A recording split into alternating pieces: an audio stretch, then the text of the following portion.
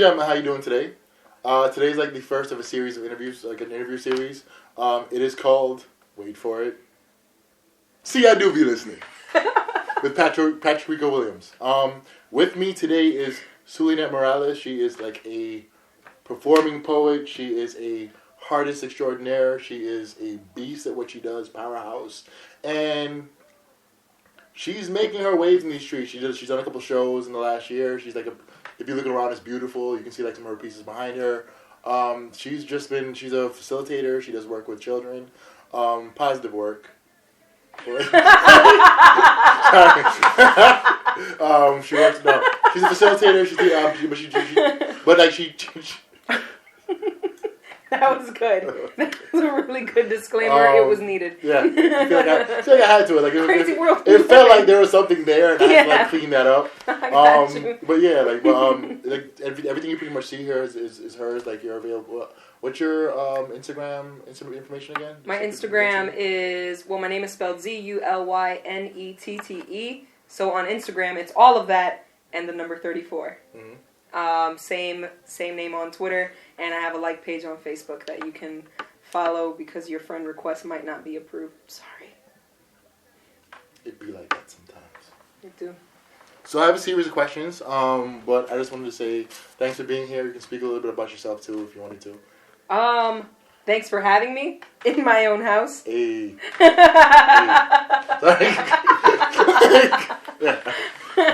Sir. You said it. A little bit about me. No.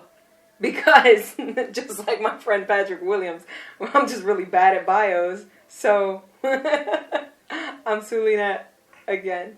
That works. We'll get to it, guys. So I guess I'll start the questions. I will admit it. It's on me. My first question is not mine. It was borrowed from the Another Round podcast, an amazing podcast on BuzzFeed. And I chose it because it's like a fascinating introductory question. Zulynette, what do you do and why? What do I do and why? The strong H. Why? Good synchronicity, sir. I like it. So what I do is I paint, I draw. I am a visual artist of all sorts. I like working with mixed media. I paint all types of images. A lot of them come from a very emotional place, experiences. I'm also very inspired by music and lyrics, especially misheard lyrics. That's the fun part. So when I hear something wrong, that might inspire something as well. Nice. I'm also a performing poet. I don't like using the term spoken word artist. Okay. It just seems too fancy for what I do. Because first and foremost, I am a poet. So I write, and on occasion, you can catch me at an open mic or at one of my art shows. So those two main things are the main veins of the things that I do. And then around that, using those skills or talents, I also do workshops, I teach, I will do one-on-one stuff, I mentor youth and other adults, other folks that feel inclined to want to express themselves creatively, even if it's just to give it a shot, try it out. So almost anything and everything that I can do to incorporate art and or poetry, I'm in there. You had a poetry workshop the other day, right? Like, how'd that go? I had a poetry workshop that Patrick was at. I'm trying to be coy out here. But yeah, like, I thought it was good, but I just want to be objective. I'm gonna flip it on you, though, because fine. You actually experienced it. And my saying that it was dope is a little biased, but it was dope. And so in the poetry workshop, I held it at Lizzie Star Studios out in Glastonbury. It was open to the public. Folks were more than welcome to donate if they would like to. So I walked folks through a number of exercises to create their own poetry around both some negative personal experiences in their lives and then ending it on personal experiences that were better, happier, but that had very much to do with themselves. So moments that were for them, not necessarily moments that depended on other people being there. So if you had like a profound thought at 3 a.m, it was to expand on that. How did that feel? What happened? What came of it? Things like that. And I think it went really well, and people, shared a lot about themselves. It got deep real quick, and I love that. I love being able to pull emotions out of people and reactions out of people, get them to think. Yeah. So Patrick, what did you think about it as a participant? Whoa, my friend. I'm asking the questions here. No, it was fun. It was again, exactly what you said. It was like a really great exercise as far as like I was able to, and that's the thing, like, and we'll get to it a little bit further, like, you've been like really great as far as like just being a mentor in general, just helping people, like, just, I feel like for all the credit you get is like being a performer, just being an artist in general. Like, I think that's one of the things that like are slept on as far as like the work, just you doing workshops, and like just having the space for artists to come up and like just have process conversations, because I feel like enough people aren't doing that. A lot of times, like, there's some myth or some facade that like if you know how to like be an artist, or you know the steps, that like you don't share it. Like it's one of those like you don't tell people what you know things, and it's just like it's regardless of why you want to like people just want to get better. Like it doesn't really matter like what the goal is. Like if you have the skill set, and if you have like a way to do it, and you actually do have a path, like there's mentorship is necessary. Yeah. So I definitely appreciate opportunities like that to be mentored, or to have these conversations, to exchange thought, and it's like just sit down and like talk about process. Yeah. So like I'm a fan of that. Like so to me it was really great. Like everybody seemed to have like a really have a ball as well. So yeah. But like there were profound pieces that came out of just the exercises. So I was a fan. Yeah. Definitely going to the next one. Awesome. The next one is in. I see. I have the opportunity to give a plug. The next one is in the works. Okay. So yeah. Sorry. Sorry. But absolutely. So what you're talking about in terms of like the things that you mentioned in terms of mentorship and looking for somebody to answer those questions. How much is this? How much time do you put in this? How do you do X, Y, Z? And what are the steps that you take? I can't say that I necessarily had that for most of my life, especially for most of my creative life. I didn't have that sort of mentorship. I didn't have someone I could turn to in order to ask those sorts of questions. And those are some very real questions that all sorts of artists have. And I think part of the reason why we don't ask those questions too is because to this day I still think artistry isn't taken seriously as some other careers may be. And that's something that I had to battle with for a very, very long time, which is why it took me so long to kind of blow up the way I did in terms of like letting all of this out. Sure did. Like you're only seeing a part of the apartment, like, but it's art everywhere. Like it's like she removed the tiles in her house and put art up. That's what it looks like. It's beautiful though. So you're a performing poet, you're a self-taught visual artist, you're a mentor, workshop guru, powerhouse, and progressively displaying your weather-changing prowess. There's backstories, we can get into this, whatever. How do you balance all these plates? How do I balance them all? Well, part of how I balanced it was, over this past year, I was getting a lot of stress and anxiety, and depression. I was going through a lot of that, because I had graduated, from graduate school in 2013. And I got the full-time job, I got the health benefits and the dental package and all of that good stuff that you are supposed to do in American society. She's got a job. I got a job. And so I had it, and then I got my apartment and my car. I was all set in terms of how I was supposed to be all set. And something that also played a role in my feelings in all of this was that I grew up in poverty, so having been all set, like, I should have been done. Like, that was it. I'm good. But I wasn't, because I wasn't giving art and poetry the time and the attention and the respect that it deserves. So a step that I took towards changing things around was this past year, actually like back in, I want to say September, I went to my supervisor. I got a lot of signs, too, from the universe that this had to happen. I went to my supervisor and I told her that I wanted to cut my own time from full-time to part-time, to half-time specifically. So, talking about numbers, I went from 40 thou a year to 20 thou a year, intentionally. Yeah. Intentionally.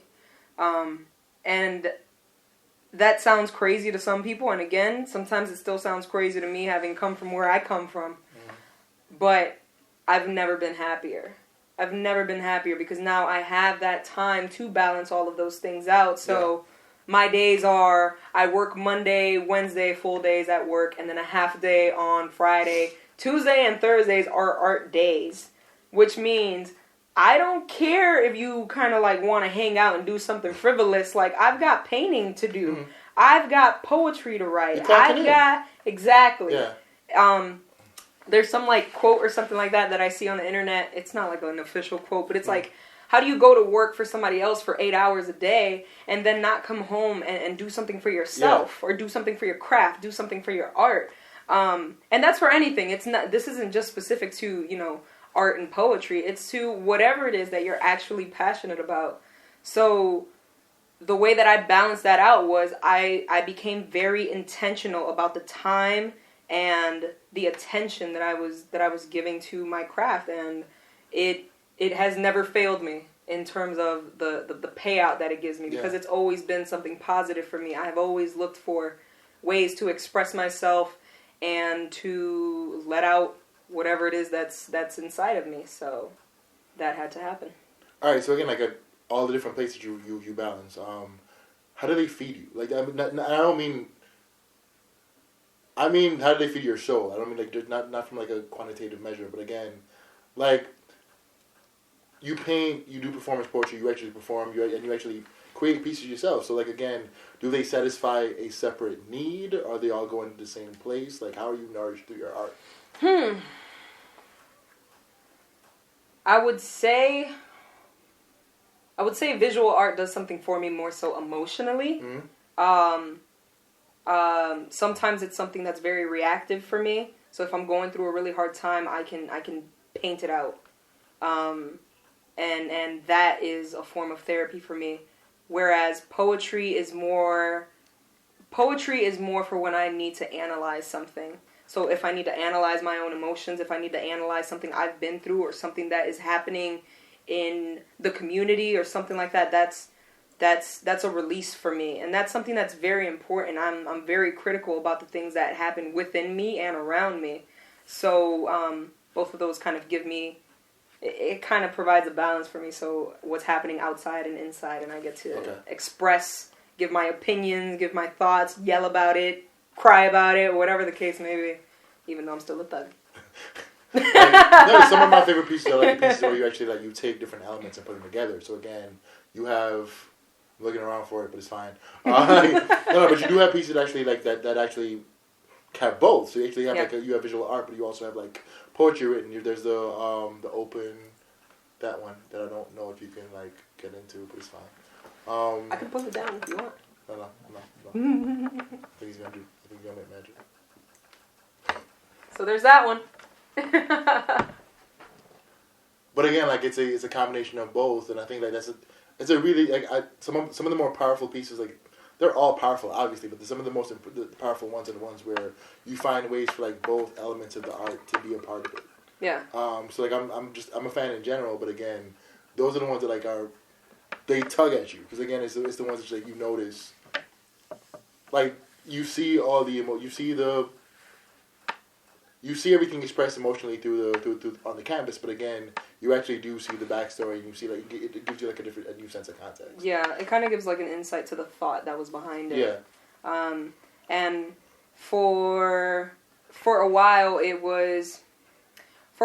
I felt like one part of me was suffering for another. Mm-hmm. So if I was getting into painting, if I was drawing more or anything like that, then I wasn't writing as much, or I felt like I couldn't. So I was limiting myself a lot, and then vice versa. If I was writing a lot, then I wasn't painting or drawing enough. Mm-hmm. And Elizabeth Gilbert, the author of Eat, Pray, Love, in an interview, she was saying that she feels bad for people that have more than one talent. Yeah. Because of that very thing. Like, you feel like you have to split yourself into a whole other person. To find a way to, like, get everything done. Yeah, and she said, I'm a writer. That's what I'm good at. That's what I stick to. And, that's what I do. Yeah.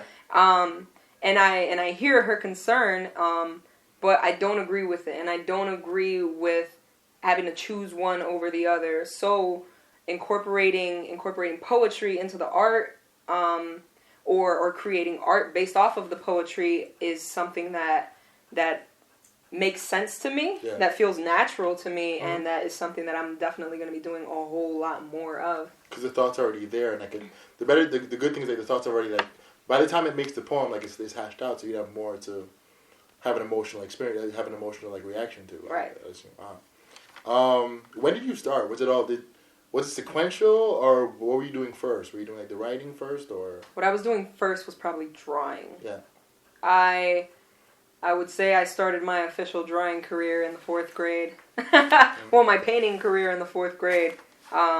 When a teacher of mine, she passed away a while ago. Miss Mack. Her name was Miss Mack. She encouraged me a lot to follow my passion, to go with art. But I was also in 4th grade, so I was like,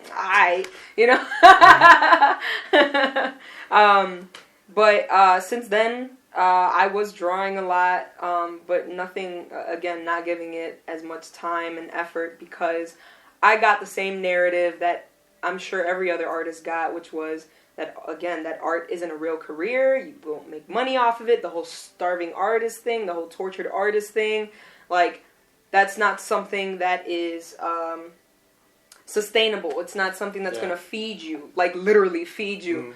It's not something that you can get rich and famous off of. So what are you doing?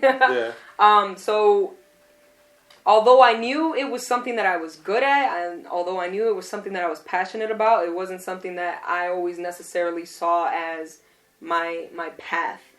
So yeah, I feel like I got off track with the answer. No, you're fine. Okay. Because it actually influenced another question. So speaking about moving with your art and, like, and this general past, like, you've had a very nomadic childhood. Yeah. Like, how does that, two things, like, how does that, what does that do for your development, first and foremost? And, like, secondly, like, how does that affect your art at all? Do you have, like, a lot more, is it more expansive? Are there more influences picked up at, other places? Or how does that work? So, like, how did my childhood influence the art? Your nomadic childhood. My nomadic... Ooh, that's true. That's true. That was good.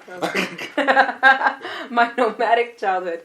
Well, my nomadic childhood did probably cause a lot of the more sadder looking art. It caused a lot of solitude for obvious reasons. If I was moving from state to state, then I wasn't able to connect very well with other people.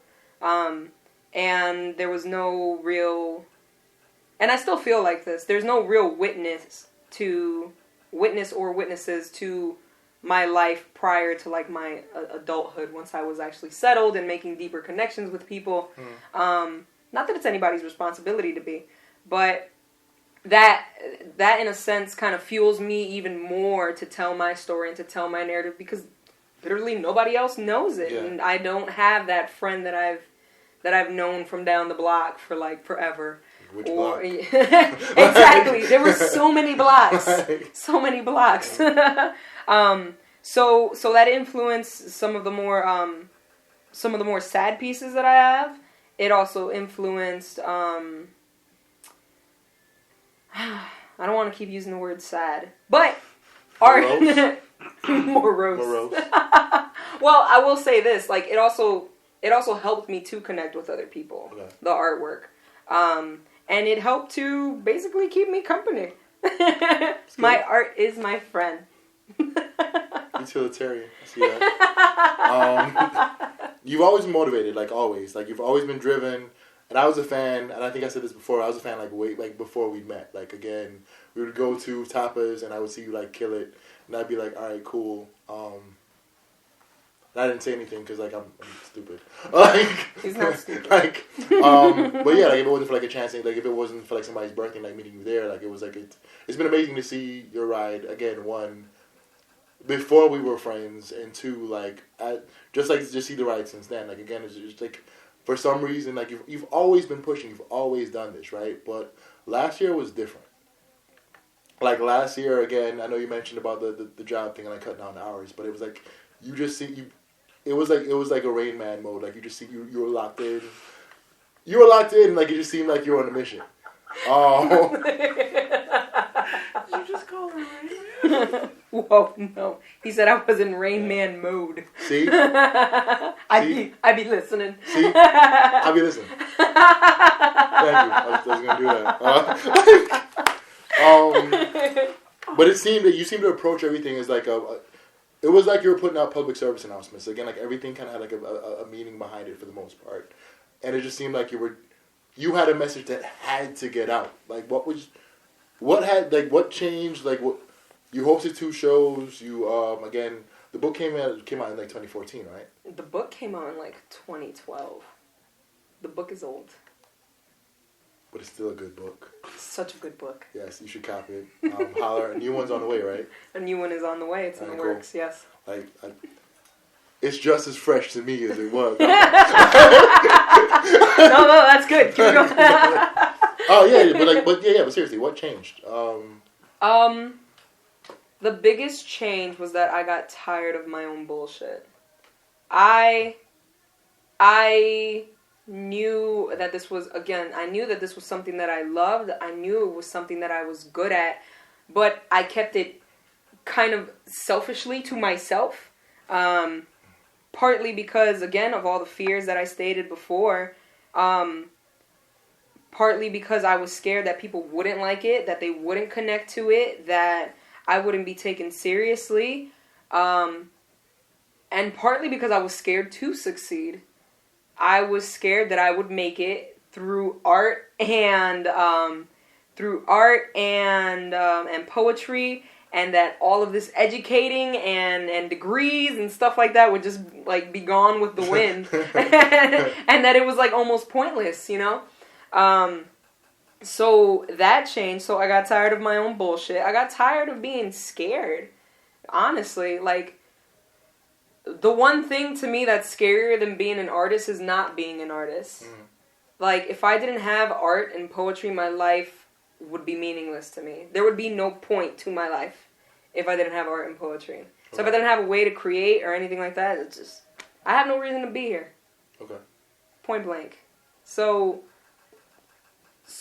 last year was kind of the culminating of all the buildup of the years prior to that, where I was always writing in my journal that I wanted like a gallery and a space for artists to come to, that I wanted people to know my art, that I wanted to share, that I wanted people to buy it, all of those things. So last year it just kind of exploded for me. Like I just couldn't contain it anymore, and I made the decision to get my artwork out there and see where it takes me, because I never want to be one of those people that looks back and asks, well, what if? All right, so it was an amazing year. Again, you had 2 shows. So you went from like, I want to do something, blah. You had 2 shows, and then you had 2 phenomenal shows. Like, again, I'm not just saying that. She packed Andre Rochester's studio, and she packed... Shout out to Andre Rochester. Exactly. Call my brother. No, fine. Shout out to Andre Rochester. But again, just packed his studio, and you also went to, was that like Central CCSU the community engagement center. Yeah. Dope show too, if we may say so ourselves. Yep, because Patrick was part of it. No, but seriously, but again, the show's entitled A Little Bit of Death Art Show. So I guess one of my questions was, explain the philosophy of death, right? Mm-hmm. And when we're done with that, like, what had to die for Suli to live? Got you. So the philosophy behind that, I had already had evolving ideas about what death means, mm-hmm. and in 2013, I want to say in the winter of 2013, I read this book. It was the winter. It was the cold winter. There was snow, changing weather. It was strange. For New England, you know. It's balmy now. I read this book by Clarissa Pinkola Estes called Women Who Run with the Wolves. And in it, she's basically talking about these different tasks that women take on during their lives that will challenge them / change them. And she uses different stories from various cultures to get those ideas out about the different tasks that women must take on in order to evolve and be like the ultimate woman that you can be. And in one of the stories, she personified death. And she also made death a task, which meant that death was something that we do, not something that happens to us. So what that meant was you are letting go of the things that no longer serve you, things that have no purpose in your life, things that hurt you, and things include people. So people that no longer are being a positive influence in your life, and also letting go of your own personal BS as well, letting that die, so that you're creating room in your life and room in your existence for better things to come, to fill that void, and just intentionally creating that space for better things to come. So a little bit of death. The art show was centered around that theme because it was perfect in terms of the season. The season of winter being that time to be more introverted and killing season. Yeah. Sorry. In case you didn't know. Being that season to really do some self-examination and see what it is, where you are in life, and what sort of seeds you're going to be planting during that time, so that when spring comes, all those things can grow. So it was just perfect timing, honestly. Yeah. I forgot the second part of the question, but go on. I think you touched on it, but again, I was asking, like, what had to die for Zulynette to live? What had to die? I think you obviously, I'm going to let you finish, yeah. Kanye. But you spoke about the fair, and you spoke about some other things, too. So, again, I judge, but you can expand on it if you want to. So what had to die, for me, probably the biggest thing was just fear. And fear meaning, or fear around, again, failing. The fear of basically like not trying because I was scared, or the fear of losing people, like in my personal life, because things change when you're coming into your own and you're doing what you love and you're passionate about it and you're driven and you're like go go go. Not everybody around you, including the people that you love, are gonna be right along there with you. So it was about getting over that fear as well. The fear of being misunderstood, which is always going to happen, but I felt like last year it was bound to be amplified because I was on a whole other path last year. So the thing that had to die the most was probably the fear, and I guess my older identity as well, which had to do a lot with like previous relationships, and because that was changing, because I was changing, that had to be let go of as well, and it's been beautiful. Okay. All right, what I love the most about you, smiling all proudly. That's the homie squad. Squad. And now performing "Product of Poverty," Zulynette Morales. Peace. Come one, come all, let's have a ball. Lend me your ears to hear the story of a poor, poor little girl. Roaches, rats, barking dogs, stray cats. Murders around every corner, drugs, drinks, and bullet holes. In and out of relatives' homes. Gypsy-style youth, we roamed. My first home was a basement. Daydreams, I learned to chase them. To apartment, to house, to apartment, to apartment, to together, to apart, then.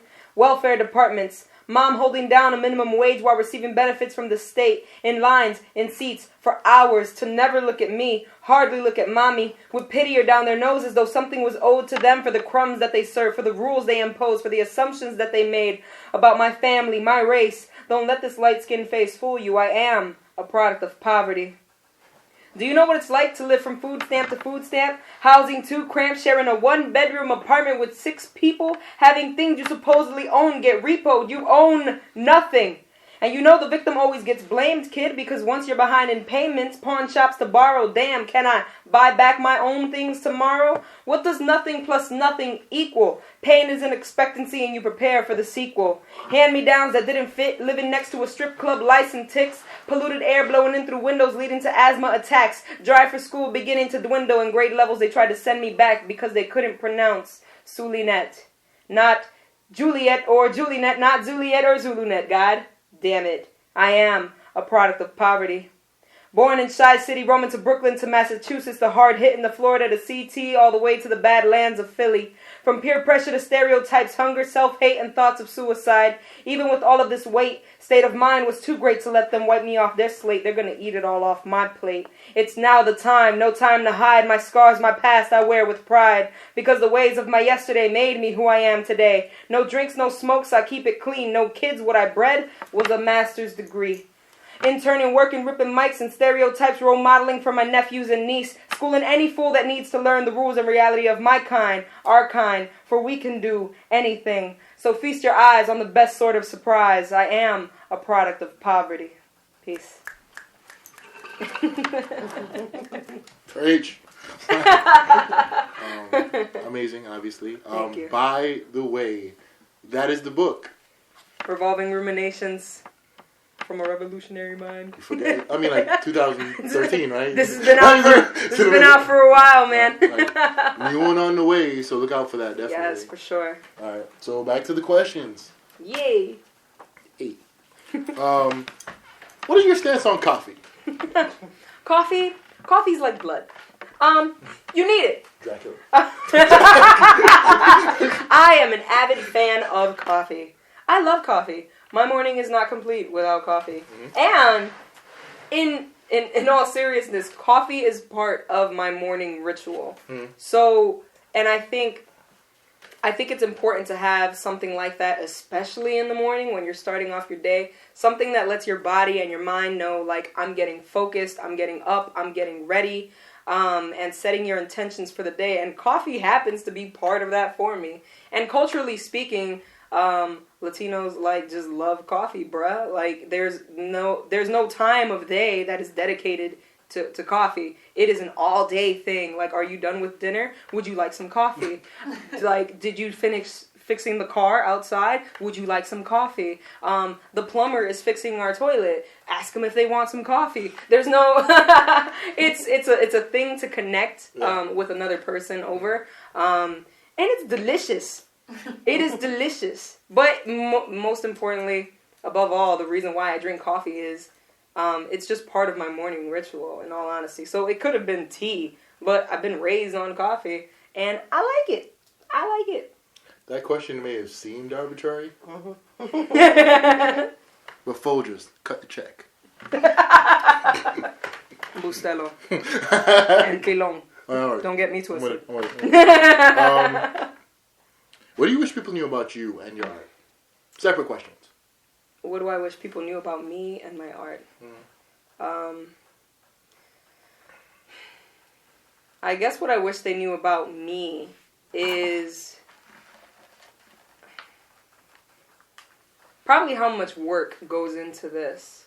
That's actually probably combining both. Yeah. So about me and my art is how much work actually goes into this. What people end up seeing is the result. All they see is the painting. What they see is the finished poem that I'm spitting in front of them. They don't see the edits. They don't see the eraser marks. Yeah. They don't see how often papers. The crushed papers. Or emotionally too, because again, this comes from inside. This comes from a very emotional place. They don't see or get to feel or experience a lot of sometimes traumatizing shit I gotta go through in order to get these things out. Yeah. And it's hard. It's hard being an artist, but it's also the most fulfilling thing to me to be. So that would probably be one of the biggest things I want people to know is that that this shit's rough. This shit's rough, and it's also a lot of work. So when people are expressing that narrative or pushing that narrative of a starving artist or a tortured artist or anything like that, that puts some sort of negative connotation on being an artist, they obviously don't know the amount of work that goes into this. And it probably pisses me off more when other artists push that narrative, because then you're doing the same thing that everybody else is doing. You're shitting on something that is powerful. Throughout history, any like major changes or even some of the images that we still see today, like that art has always been there. People carved into like stone walls and caves and shit like that because it was important to them, whether it was, for spirituality or the weather or whatever the case may be. You had to express something. You had to create images. You had to say something, do something, dance something. So I feel like limiting the importance of that is like basically shitting on everything. Yeah. Because everything has to do with art. The suit that you're wearing, the car that you're driving, an artist designed that. So I think it's one of the most important jobs a person could ever have. Not to knock like doctors and stuff, but whatever. So there's something else that I would want people to know about art is that a little support goes a long way. And I'm not just talking about money, but I am going to come back to that. But for example, I've given people a bunch of different options in terms of how they can support me in this. So my first show was free. So my first show was free. I let people know about shows that I'm at that are sometimes 3 days long. I have workshops. I will meet you where you're at. Yeah. If you want to do one-on-one tutoring, mentoring, classes, workshops, I'm down for that. So, and anything that you can do to support me in that, so whether it's sharing a post, letting your friends know, sharing a business card of mine, sharing a video that I upload, all of those things for me and for other artists can go a long way, because you never know who it is that's seeing that could potentially be a connect or, just expand your support system even more. And in terms of me, what I would want people to know about me, I'm sensitive, but I always keep it a little G. I guess I'm nicer in person than I am online. Because we be hearing stories. And that I'm hustling. That's also what I want people to know. Like, if I'm not posting it, that's probably because I'm too busy hustling. And again, which ties into the first point, that this is a lot of work, and I'm excited about it. I'm so absolutely happy to be doing this again, cutting my income totally in half to pursue this. Like, yeah, I feel whole and complete, and like I'm doing the right thing for me.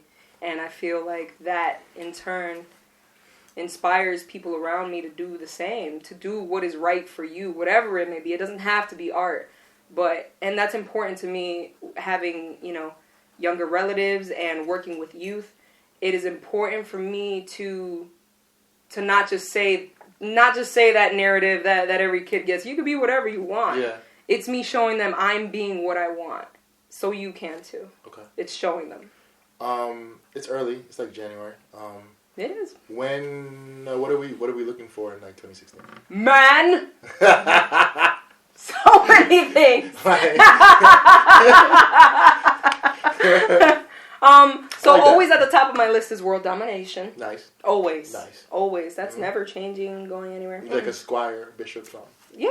All of that. Yes. Cool. Listen, you could take on whatever title you want, sir. World takeover emissary.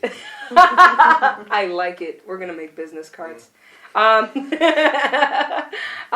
2016, I'm planning on doing at least 3 more art shows. The next one is going to be in March. I am planning on traveling out of state a whole lot more to perform. One of my art shows is going to be out of state because Patrick suggested it, and I thought it was a grand idea. I'm also going to be coming out with 2 more chapbooks and creating more fantastic videos. Shout out to No Apologies Productions. So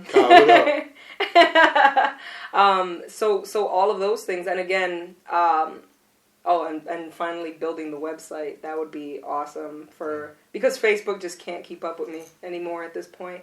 So yeah, all of those things, just reaching out and being able to showcase my art more, sell more of my art, because my artwork just hanging out in my apartment at this point, like some of these things have already served their purpose in my life and with my soul, so they just need to find happy homes already. There's like stacks though, y'all need to help her out. There's you gotta move this weight. Send out back of trunks and stuff. It's creative cocaine. It's addictive.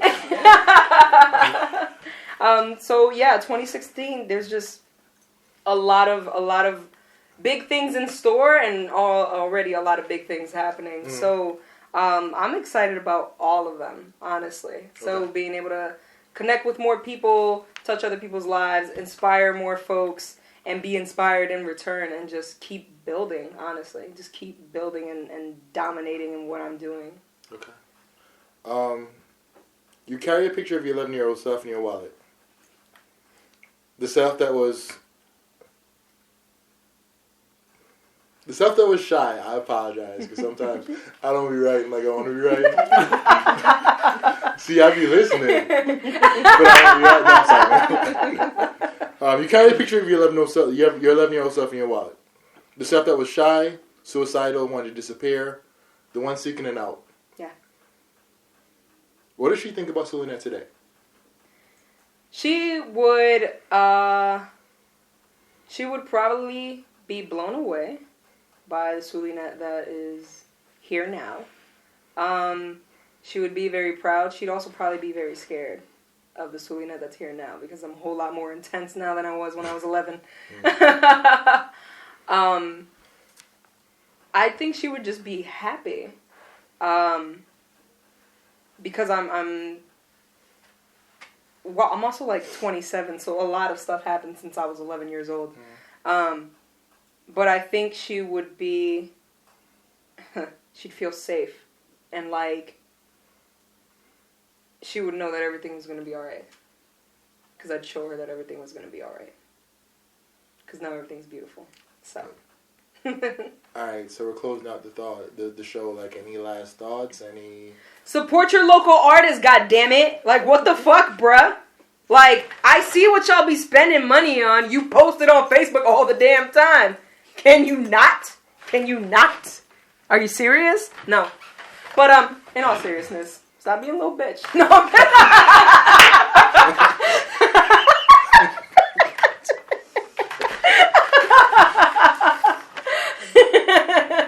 So, mama?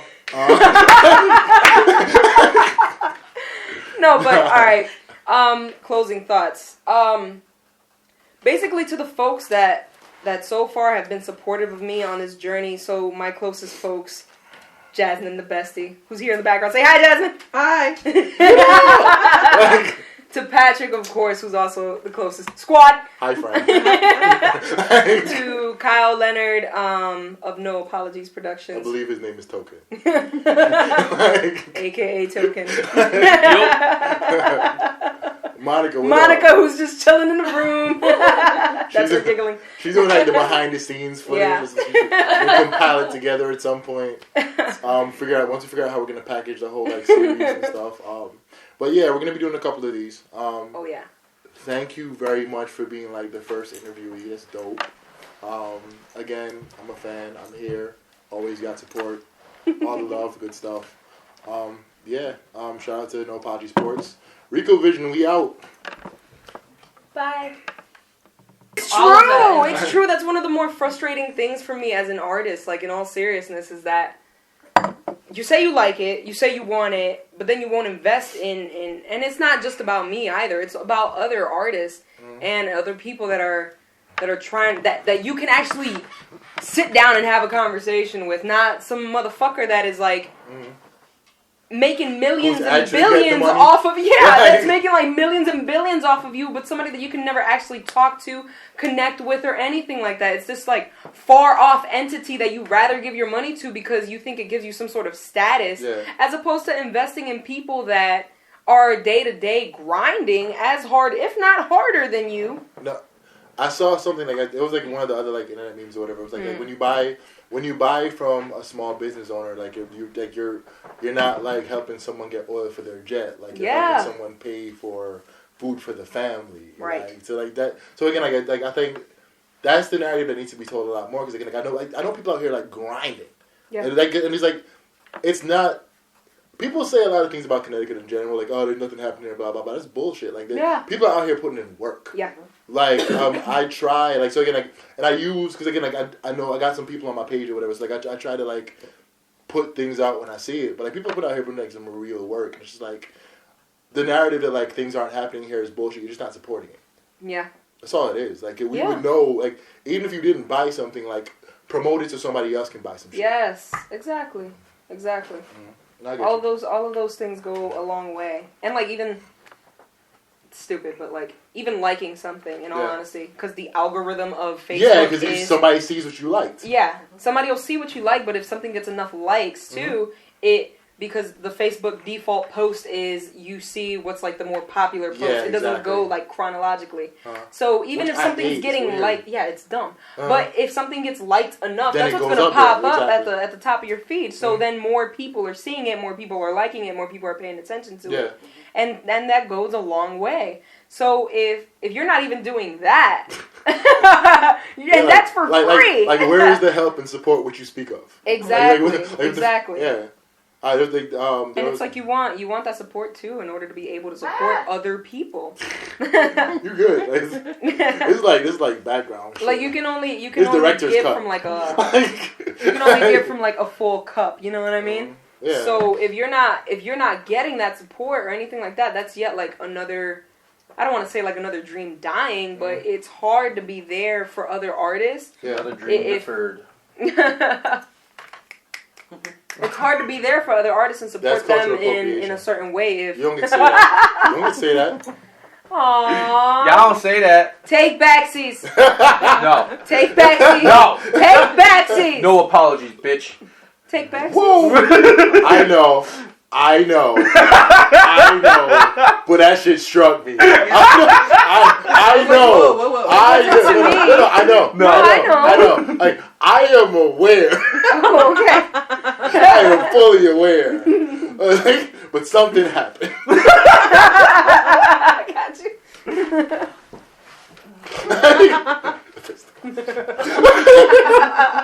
Like old Irish. Don't call me Patty for nothing. Nobody calls me that. Play the keys.